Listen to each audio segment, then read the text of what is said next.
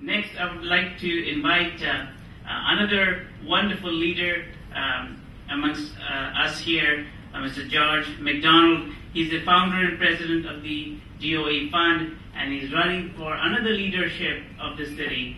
And he's done amazing work, again, of service, and bringing a different level of service that he wants to continue in providing to the city of New York. Mr. McDonald. Thank you very much, Dr. Wu. Thank you all for inviting me today. My name is George McDonald, and I'm happy to be here. First, let me offer my congratulations, not just because you're embarking on this exciting chapter in your education, but for all the hard work that went into getting here. Despite some of life's challenges, your friends and parents encouraged you. They watched proudly as you focused and you studied, and all this hard work began to pay off. Today you sit with 300 other smart, driven young people, and I hope you're looking forward to all of the achievements that are in store for you. Kurt Vonnegut once said, the scientist of some fictional note, Kurt Vonnegut once said, "I want to stay as close to the edge as I can without going over." Out on the edge, you can see all kinds of things you can't see from the center. That quote can perhaps be thought of in a couple different ways, but the one I prefer to focus on is about motivation, about drive, and about creativity. It's about not being afraid to ask critical questions. It's about working hard and pressing your luck so that you're able to keep pushing academic boundaries. It's about seeing how far your abilities can take you, sizing up your surroundings, and then trying to go just a little bit further. Somewhere in that area, out there on the edge, is the area of innovation. And that's what my generation so desperately needs from yours, especially scientists. As scientists and researchers, you all get to tackle some of the most difficult, intractable problems that face our country and our city. Access to food and water, storm preparedness, alternative energy research.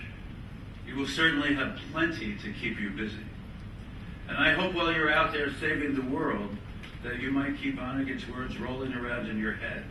What we need most of all is young innovators in sciences.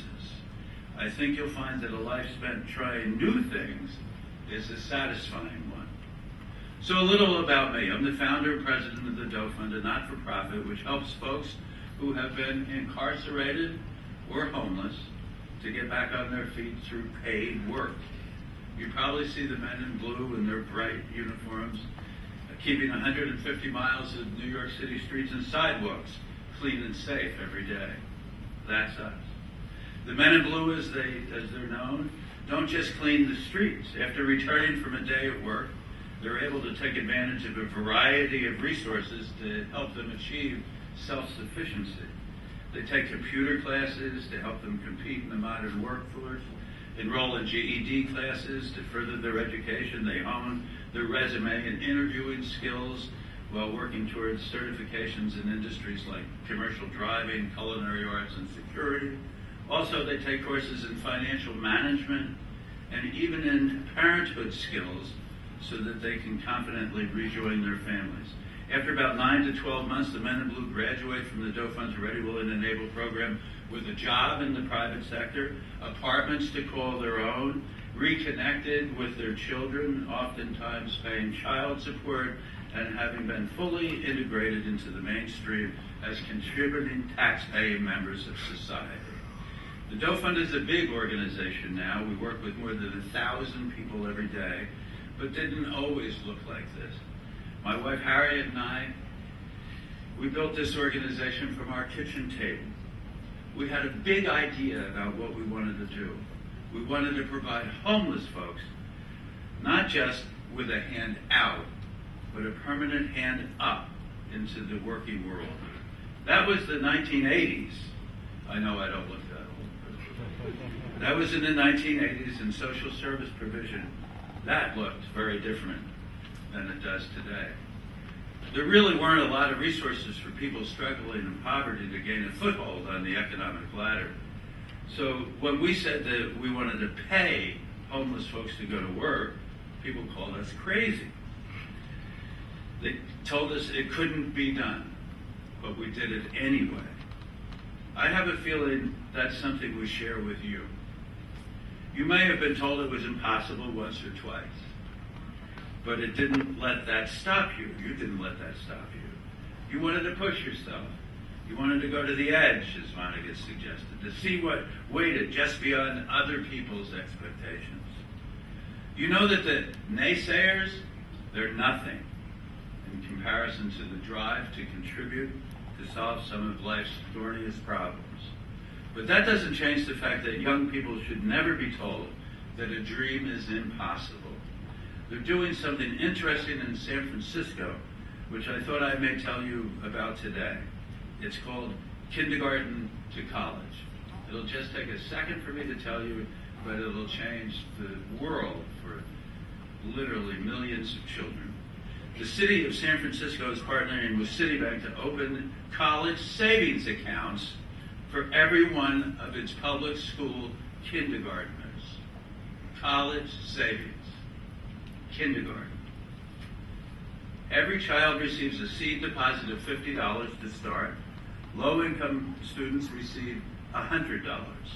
That's not much, but seeds grow. For every dollar the family contributes, the private sector matches it. This means that low-income families who enroll in the program will make monthly deposits of $100 and receive $300 in return. Once that kindergartner is old enough to start going to school, that's very real money, about $4,800 for 20 years. This is a big idea, which will work to reduce student debt, something you know about, incentivizing saving for college, and eventually going to college is something which I believe we should be doing in New York. And when I'm mayor of the city of New York, we will. Young people are so often told to decide early what they want to do and then go about trying to make it happen, to follow their dreams. But when there are so many pressing issues at our doorsteps, I would urge you to take another tack. Look outside yourself. Find a problem that already exists in the world and go about trying to fix it in a way that other people haven't thought of yet. But while you're busy saving the world, as Dr. Satz said, I would urge you not to forget service. The social services community needs smart young people more than ever. Find somewhere to volunteer. Raise funds for a cause you care about. Your compassion and your intelligence will really, truly make a difference. We're pretty lucky in New York and in America that we'll get to be the beneficiaries of your drive and your experience as you grow into your roles as scientists and researchers. Congratulations, God bless, and good luck.